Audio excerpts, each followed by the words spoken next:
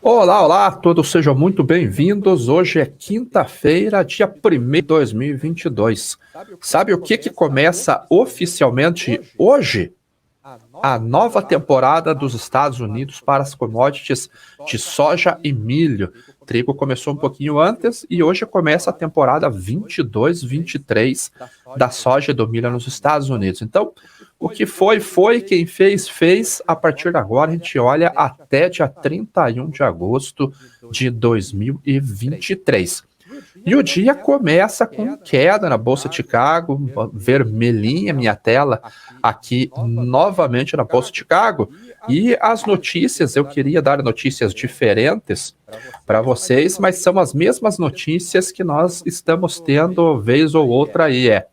Lockdown na China e risco de recessão, temores de recessão, na verdade, acabam derrubando o mercado das commodities. Então, a gente vem nesse ritmo aí desde agosto do ano passado. Há um ano que nós estamos, quando o mercado começa a acelerar, vem uma notícia, principalmente vindo da China, e o preço cai, começa a acelerar, e o preço cai novamente, e essa semana nós estamos sentindo justamente isso, com Dalian e Xangai colocando mais medidas restritivas, lockdown, não é um lockdown geral no país, são em algumas regiões, mas como trata-se de China, qualquer bairro lá é maior do que muita capital aqui no Brasil, então acaba tendo um impacto realmente no consumo de commodities por lá e de produtos por lá, e é isso que nós vamos ver hoje. Então, começando pelo trigo, o trigo está caindo hoje 1,2% no vencimento de dezembro, e no vencimento do próximo ano, em março, caindo 0,94%. Então, ele está trabalhando realmente sentado em duas médias móveis aqui. Ainda estamos na sazonalidade de baixa, essa sazonalidade alta, como eu tenho conversado nos 2 últimos dias, ele começa o movimento daqui a pouco. Então, agora o fundamento para a próxima temporada, ele está se formando. Aqui no Brasil, nós tivemos geadas na semana passada, nós tivemos geadas nessa segunda-feira no Rio Grande do Sul. Eu recebi até do Taufer lá fotos da propriedade dele lá, com uma geada lá fininha na plantação, mas a gente só vai saber o impacto dessa geada daqui uma semana, 2 semanas, dependendo a intensidade do que foi a geada, para ver se ele vai causar algum prejuízo nas lavouras de trigo aqui no sul do país também. A princípio, algum impacto teve. Não sabemos ainda qual é a intensidade desse impacto.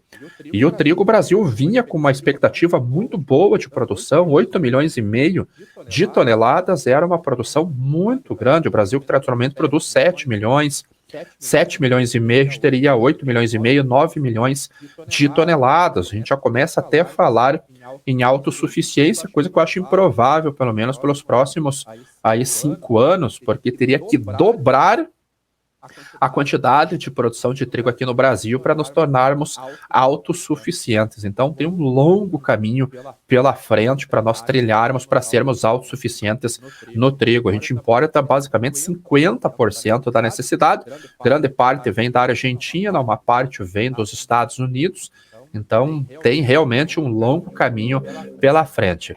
Hoje saiu uma notícia vindo lá da Europa que a safra de trigo da Ucrânia para 2023 deve cair para 15 milhões de toneladas. Então, é uma queda entre 30% e 40% que as consultorias que cobrem a região lá estão estimando, né? Essa pesquisa, essa estimativa de 15 milhões de toneladas foi dita por um vice-presidente do Conselho Agrário da Ucrânia, ou seja, do próprio governo.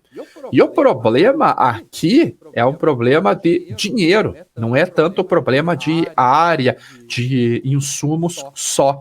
Então há um problema financeiro, realmente, como que esse produtor vai plantar o trigo, vai colocar a semente, fazer as aplicações de fertilizantes, de pesticidas, se não tem dinheiro para poder bancar, porque o fluxo está relativamente travado, apesar de ter começado um fluxo realmente um pouquinho maior ali no finalzinho do mês de junho, ganhou força em julho e agosto, mas as exportações, o fluxo está bem parado, há uma dificuldade financeira tremenda ainda. Então, uma estimativa aí de uma queda entre 30% e 40% na produção de trigo lá da Ucrânia. A China, a gente tem visto problemas lá na China que não param, os problemas estão vindo de todos os lados. Já já nós vamos ver as commodities metálicas lá na Bolsa de Dalian, que é um bom termômetro econômico. Essa madrugada saiu o PMI da China e veio um número bem abaixo da expectativa de mercado, já numa região ali contracionista, abaixo de 50 pontos. Então a China realmente preocupa um pouquinho a maneira de falar, né? Um pouquinho parecendo uma retroescavadeira demolindo um prédio, né? Havia uma outra notícia de que os preços na Rússia, eles estão caindo do trigo devido a uma expectativa de safra recorde. E aumenta a expectativa das exportações russas agora no mês de setembro. Eles estão estimando um aumento para 4 milhões de toneladas ante a expectativa inicial de 3 milhões e meio. Então, você vê que há um aumento bem expressivo nas exportações russas. Os preços caíram devido à pressão sazonal de chegada do produto. Então, está aqui, preços do trigo caem com o aumento com a opressão da colheita chegando. Então, houve uma queda nos preços. Então, a expectativa da Sovecon, que é a consultoria que cobre a Rússia, ela estima que a Rússia vai exportar 43,4 milhões de toneladas. Começa a haver o movimento devido a eles estarem com uma estrutura portuária muito adequada às exportações e também ter safra chegando ao mercado. Qual que é o problema? Não tem demanda lá nesse momento. A demanda ainda está fraca. Então, no quadro geral, essas exportações elas caíram 25%, 26% em comparação com o ano passado. Justamente porque muitas sanções comerciais, países que tradicionalmente compravam da União Europeia estão evitando comprar lá na Rússia. Houve uma dificuldade no início da guerra devido a ninguém saber o que ia acontecer. Armadores marítimos não estavam indo ao Mar Negro, ao Mar de Azov, ou nenhum porto russo, principalmente ali no sul, realmente nessas duas origens ali, devido a risco de arresto, a risco de ataque, risco de minas marítimas e tudo mais. Então caiu essa demanda. Como as coisas normalizando, vamos colocar assim, um fluxo começou a ir. Prêmios de seguro dos P&I Clubs, que são aqueles clubes de seguradoras que cobrem seguros de casco de navios, começaram a reduzir os seus seguros, então, e chegou a 5% numa janela de 7 dias, baseado no valor do navio, já caiu para 1,5%, então continua só o triplo do que um navio que vai para o Golfo, por exemplo, mas é uma condição que acaba melhorando a expectativa de um maior fluxo de exportações saindo por lá, e nós começamos a ver números como esses, expectativa de aumento nas exportações de trigo lá da Rússia, mas ainda há muitos problemas para serem saneados até que a gente tenha um fluxo normal de commodities agrícolas saindo lá da região. O milho, ele vem na carona, hoje estendendo mais um dia de queda, e uma queda forte, você vê que uma queda de 1,3% na entrada da safra norte-americana. Então ele fez um rally de alta na semana iniciada no dia 17 de agosto, aí ele parou numa máxima aqui de 6,83, não teve força, e ele bateu numa média móvel aqui de 100 períodos, e agora não teve força para romper. Então, tecnicamente, há uma boa chance dele vir testar essa média de 21 períodos aqui exponencial. O que está acontecendo com o milho, já que a USDA mostrou que os produtores reduziram a área, mostrou uma queda no rendimento no último relatório do dia 12 de agosto. A ProFarmer veio e jogou mais água no chope do milho nos Estados Unidos, reduzindo drasticamente a produtividade por lá, saindo de 175,5 para 168,1, reduzindo em 15 milhões de toneladas a expectativa de produção nos Estados Unidos. Problemas na Europa. A França, que é o maior produtor da União Europeia, vai colher a menor safra de milho da sua história. A China com problema de calor e seca por lá. O que está acontecendo que o milho cai? É a demanda. Demanda fraca. Então é aquilo que nós sempre comentamos aqui. Não adianta eu ter uma redução na oferta se a redução da demanda é mais forte. Então, isso acaba impactando no balanço. Por mais que tenha uma menor oferta, uma menor demanda, ela vai deixar um estoque de passagem maior, um estoque comercial maior, e isso tira a pressão de compra, tira a pressão dos preços, e os preços acabam caindo. Hoje era para nós termos o relatório de vendas novas para exportação, mas o Departamento da Agricultura dos Estados Unidos, o USDA, ele acabou alterando o sistema. Na última quinta-feira a gente já viu a zica que deu no trigo, eles não chegaram a renovar ou republicar quais foram as exportações do trigo, e agora eles falaram, não vamos publicar esse relatório até o dia 15 de setembro. Então a gente vai ficar meio que no escuro até 15 de setembro com relação às vendas novas para a exportação dos Estados Unidos. Antes disso, nós já temos um relatório WASD. No dia 12, a gente tem um relatório de oferta e demanda global, publicado ali no início da tarde. Nós costumamos fazer uma live na publicação do relatório para acompanhar os números ao vivo. Então, até lá, a gente não sabe o que veio. Mas ontem houve uma publicação da EIA, Administração de Informação de Energia dos Estados Unidos, com relação a petróleo, derivados e etanol. E olha o que aconteceu com a produção de etanol lá nos Estados Unidos na última semana. E não é na última semana, ele está vindo com uma redução da produção do biocombustível por lá. Então, olha como a gente veio uma produção, ele caiu em abril, voltou a subir. Por que ele voltou a subir aqui? Porque a sazonalidade de alta na demanda e no consumo de combustíveis devido à entrada do verão nos Estados Unidos, um período de férias, maior consumo de gasolina, diesel e o etanol e o biocombustível do óleo de soja acaba acompanhando porque fazem parte da mistura do combustível mineral. A partir dali nós já teríamos uma tendência de queda, mas a produção ela vem caindo desde o início de agosto ou final de julho. Começou uma queda, ontem a EIA mostrou mais uma queda na produção de etanol, e olha os estoques aqui como eles estão aumentando. Então, toda aquela pressão, ela parece que está saindo do mercado nesse momento, devido a uma queda realmente na demanda. Nos últimos relatórios de vendas para exportação, nós acompanhamos que a China não está comprando milho nos Estados Unidos ainda, porque o milho no mercado doméstico chinês, negociado lá na Bolsa de Dalian, na arbitragem que é feita com o milho de Chicago, é mais barato eu comprar no mercado doméstico. Como há estoque lá, e a China é o segundo maior produtor de milho do mundo, produz mais de 270 milhões de toneladas de milho, só perde para os Estados Unidos, é mais barato para o suinocultor comprar, para o avicultor comprar o milho direto na China, o milho chinês, do que fazer importação. Então, neste momento, as importações de milho norte-americano, o milho ucraniano está quase parado, e no Brasil eles não começaram a comprar ainda, essa demanda está fraca. Então, por mais que a oferta tenha reduzido em relação à expectativa lá do início do ano, a demanda nesse momento caiu mais forte. E nós também temos a pressão sazonal, porque no finalzinho desse mês, o mês de outubro, já começa a chegar o produto no mercado. Aqui na B3, o movimento nesse momento ele vai estar ainda bem correlacionado, perde um pouco da correlação em comparação com o mês de julho, mês de finalzinho de junho, julho e início de agosto, mas ele ainda segue o movimento da Bolsa de Chicago devido à formação de preço, que é baseada no PPE, preço de paridade de exportação, que leva em consideração Bolsa de Chicago mais prêmio. Então, na B3, o fechamento de ontem, considerando o aftermarket, uma queda de 0,22% no vencimento de setembro. Esse mês já tem a liquidação do contrato, daqui a pouquinho ele já vai para o aviso de liquidação aqui no Brasil. A gente já começa a olhar o vencimento em novembro, que fechou com uma queda de 0,16% a R$ 89,60 a saca.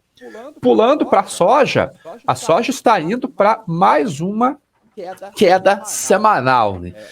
Queda diária, né? Já é a quarta sessão consecutiva de queda na oleaginosa lá na Bolsa de Chicago. E aqui não é a demanda, porque a demanda vem batendo forte Semana passada nós tivemos a divulgação do relatório do USDA, mais de 4,5 milhões de toneladas foram comprados para essa temporada que começa agora. A gente já vem há 2, 3 dias de anúncios de vendas. Uma para destino não desconhecido, outro para destinos com a China. Ontem mesmo, o USDA divulgou um relatório com 167 mil toneladas vendidas para a China. Agora, então, a demanda ela tem se apresentado sim. Tanto que o farelo de soja voltou a subir hoje, mostrando que no mercado doméstico norte-americano a demanda por farelo de soja, claro que a pressão nesse momento para os vencimentos mais curtos, eles saem de cena, a gente começa a olhar, as esmagadoras começam a olhar para a temporada nova, os prêmios já do mercado físico também cederam um pouquinho, mas ainda o farelo tem sustentado ou tem limitado as quedas aqui no grão. O óleo de soja, mais um dia de queda, uma queda muito forte, 2,97% no vencimento aqui em janeiro. Deixa eu ver como que fechou o óleo de palma. O óleo de palma, uma queda de 3% lá na Malásia, a 3.860 rings por tonelada. Então, também a quinta sessão consecutiva de queda das cotações do óleo de palma lá na Malásia. Óleo de palma caindo, o principal óleo vegetal consumido no mundo, não tem como o segundo óleo vegetal mais importante do mundo, que é o óleo de soja, ficar isento a esse movimento. Então, hoje também registrando uma queda, acaba impactando nas cotações do grão. Vamos dar uma olhadinha como que está o oil share. O oil share voltou a subir. Então, o oil share que tinha caído para 42%, voltou a subir, chegou a tocar, 44%, e agora está em 43% nesse primeiro momento. O oil share é basicamente a margem da indústria, a participação das cotações do óleo nas cotações do grão. É bem importante olhar isso daqui para nós avaliarmos como que poderá ficar a demanda. No curso que nós vamos fazer na próxima semana, lá em São Paulo, nós vamos mostrar como que analisa-se o oil share para tentar determinar de onde que virá a demanda, ou para onde que irá a demanda, se Brasil ou Estados Unidos. É um indicador muito importante para olhar no grão aqui, no óleo de soja. No grão de soja. Então, o movimento que nós temos visto agora pode ser a sazonalidade realmente fazendo efeito e os preços começam a ser empurrados para baixo. O petróleo, mais um dia de queda forte no petróleo, ele que chegou a subir bastante no início da semana. Segunda-feira ele teve uma alta de mais de 4%, voltou a tocar aqui até a $97 o barril e desde então os preços caíram. O que levou essa alta aqui nessa segunda-feira? Foram 2 pontos principais. O primeiro dele é a questão da oferta, ainda estava baseada naquela divulgação do ministro da Energia lá de que a OPEP poderia reduzir a produção de petróleo se fosse necessário. E começou uma mini-guerra lá no Iraque, que é o segundo maior produtor da OPEP, entre o norte, o Kurdiquistão, que já tentaram independência, conseguiram pelo voto, mas não foi acatado pelo governo central do Iraque. Começou uma guerra lá e houve um temor de que as exportações de lá fossem suspensas ou tivessem uma queda. Mostrou-se que não vai acontecer isso, pelo menos por enquanto. Então sai essa pressão de uma saída repentina de oferta de petróleo no mercado. Mas a China também anunciou lockdown lá em algumas localidades de Dalian e Xangai. Então isso reduz a demanda também pela commodity e os preços têm reagido a isso, junto com os persistentes temores de recessão, principalmente vindo lá da Europa. E esse mês nós temos a reunião do Banco Central norte-americano, onde virá muito provavelmente 75 pontos de alta na taxa básica de juros, o Federal Funds Rates. Lá deve vir mais uma alta, e isso acaba levando capital de outros ativos, tanto que o ouro já está vindo, deixa eu dar uma confirmada aqui, a $1.700 por onça Troy, hoje caindo 0,5%, e o dólar DX subindo mais um dia de alta a 0,22%, já a 109 pontos novamente. Então ele tem feito uma acumulação aqui, aparentemente, como disse o Maico ali, parece que é uma resistência. Para nós, vamos torcer para que não rompa, né? Sempre que o DX acaba subindo muito, ele tira a competitividade das commodities, deixa mais caro a aquisição da commodity física no mercado e também tira dinheiro especulativo que vai para uma renda mais segura, que ele possa fazer até um balanceamento da sua carteira. Então você acaba tirando fundos de investimento, bancos, investidores institucionais de renda variável e leva para ativos mais seguros e com uma renda mais equilibrada em relação ao risco de volatilidade das commodities. O café hoje caindo 0,32%, 234,50 centavos de dólar por libra-peso. Você vê que o movimento que ele fez, aquele spike, aqui não foi um spike porque foram 3 ou 4 sessões de alta. E agora ele está cedendo um pouquinho, uma queda leve aqui, mas é a 4ª sessão consecutiva de queda no café. Hoje 0,32% de queda, então algo leve. O que pode ter acontecido? Muita compra aqui, ficaram sobrecomprados, tanto o mercado físico quanto o mercado financeiro. Agora eles têm que começar a realizar aos pouquinhos esse lucro aqui e eles não têm necessidade de compra. Se você não tem necessidade de compra, a venda pode entrar em cena e a gente tem movimento, mas a queda ela é muito, muito leve realmente aqui nas cotações. Dá uma olhadinha no açúcar. O açúcar hoje, vamos dar uma olhadinha aqui, uma alta de 0,28%, já mais abaixo de 18 centavos de dólar por libra-peso, porque ele não chegou nem a testar esse suporte aqui do Fibonacci que eu tracei. Ele parou basicamente numa média de 20 períodos aqui e hoje ele está fazendo uma correção. Eu acho até que esse candle aqui podemos dizer que é um doji, então está uma indefinição ainda nesse momento. Você vê que o corpo tem pavio para cima e pavio para baixo, quase do mesmo tamanho. Então, uma indecisão técnica de mercado. Na Bolsa de Londres, mais um dia de alta, 0,82% de alta, 555 dólares por tonelada. O prêmio de branco do açúcar, ele ainda voltou a subir, na verdade, e subir forte. Os 159 dólares é o prêmio de branco hoje.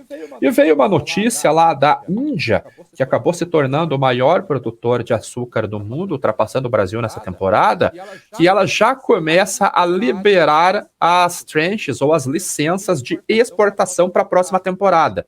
Então ela limitou as exportações, preço do açúcar lá em cima, houve uma aceleração do fluxo de colocação desse açúcar no mercado internacional, que o governo falou, peraí, vamos parar com essa brincadeira.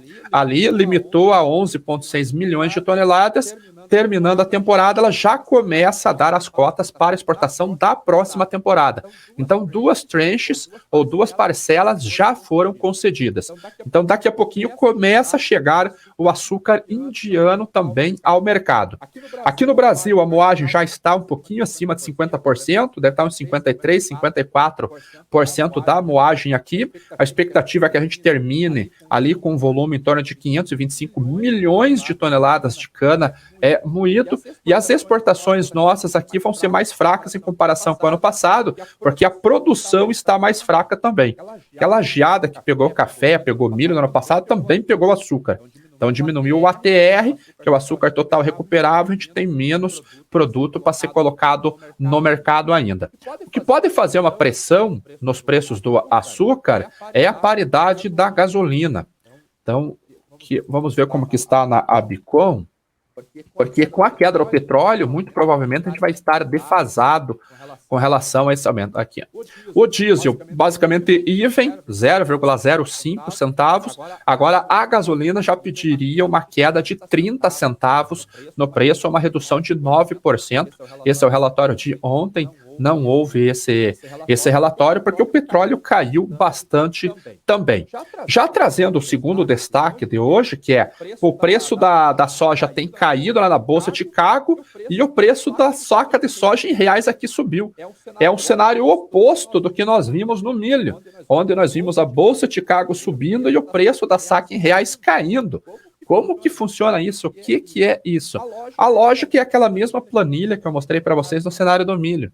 Chicago caindo, mas olha o nosso doleta. Ontem ele fechou a 5,20. Essa cotação de 5,18 é o after. Então, esse risk-off, essa aversão ao risco global que a gente tem visto aí nessa semana, tem tirado capital aqui do Brasil e o nosso dólar foi subindo. A alta do dólar compensou a queda da Bolsa de Chicago.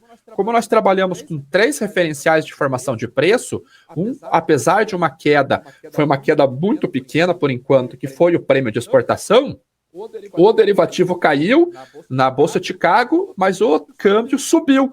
E a alta do câmbio foi maior do que a queda dos outros referenciais, o preço sobe.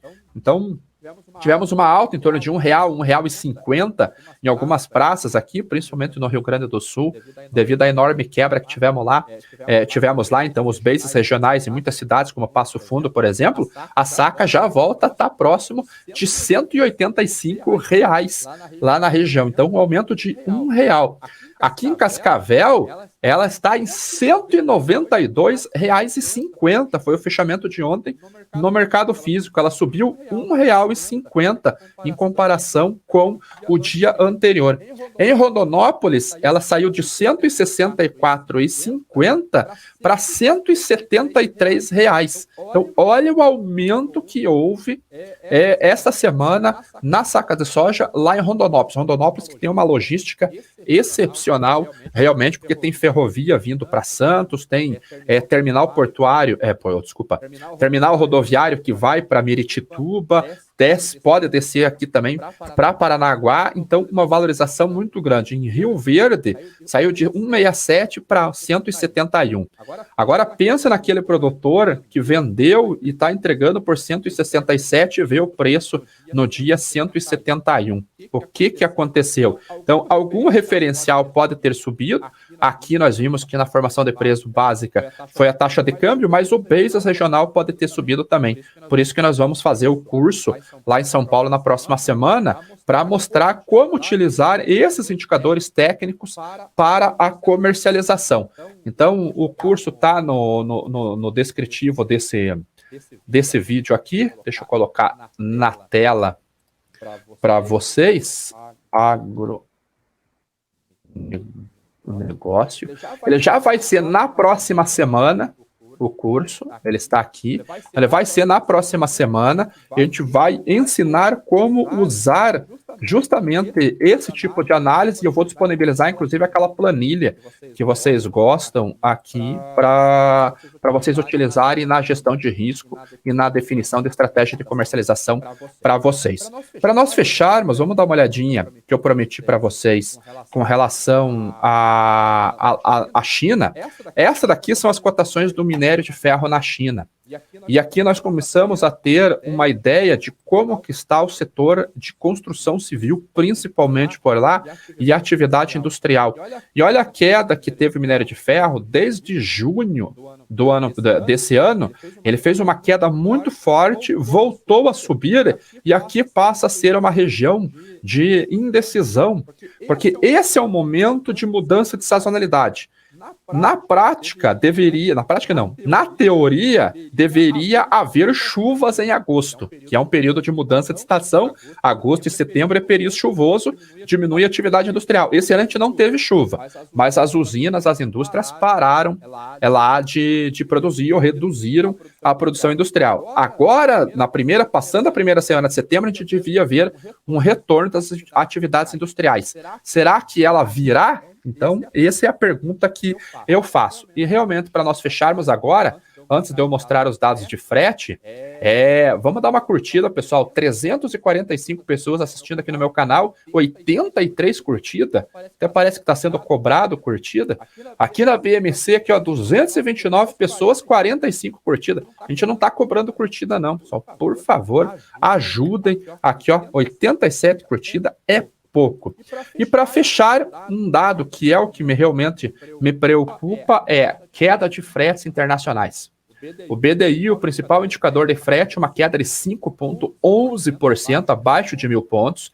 Fretes de grãos de soja para a China, abaixo de $50 a tonelada. No Brasil, 49,40 e nos Estados Unidos, 48,24. Isso tem colocado o replacement, ou custo de reposição da soja na China para o início da temporada, ou seja, a soja brasileira aqui, abaixo de $600. $585 hoje é o preço da soja CFR portos chineses. Então, isso daqui pode fomentar a demanda para o próximo ano. E essa demanda do próximo ano vem de soja do Brasil. Isso é bom para o prêmio, é negativo para a Bolsa de Chicago. O prêmio aqui teve uma valorização de 25 pontos para outubro, e para ano que vem a gente vê prêmios aqui dentro da sazonalidade, uma queda de 1 ponto, isso aqui dá para desconsiderar. E nos Estados Unidos, uma queda, esse é para o milho, uma queda de 18 pontos para o milho aqui. E a gente vê como que está os prêmios dos Estados Unidos, como que estão os prêmios do Golfo norte-americano. Então, esse aqui foi o programa. Deixa eu ver que tinha uma pergunta aqui no chat da BMC aqui, do Vale Forte. Isso é normal, sempre no período de pré-venda para a China a soja cai, mas não resiste à queda e volta a subir forte, não é mesmo? Isso é sazonalidade, ela vai cair, o comportamento sazonal vai fazer ela cair até novembro, e a partir de novembro inicia-se um movimento sazonal de alta, porque a safra norte-americana aparentemente já foi vendida a grande parte no início, começa o movimento de alta porque a demanda migra para outra origem. Então esse é um movimento sazonal. China não tem saída, terá que produzir em torno de 29 milhões de deve ser toneladas de óleo de soja para começar a sua demanda anual. E os estoques estão baixando lá. Na Europa, na China estão baixando os estoques, mostrando que há uma demanda crescente por farelo, melhora de margens também lá na China tem levado a uma demanda maior, a compras maiores pelo suinocultor e pelo avicultor chinês. Então, é isso aí, pessoal. Eu vi que tem mais algumas perguntas, deixamos para amanhã. Para quem é assinante do Commodities em Foco, começa a live agora, exclusiva para os assinantes, com o Lucas Patachó e com o Vicente. Vai ter, até onde eu sei, uma análise da Vale lá com o minério de ferro. Para quem está aqui na BMC News, vai começar o Morning News. Então, ótimo dia a todos e nos vemos amanhã no Primeira Hora do Agro.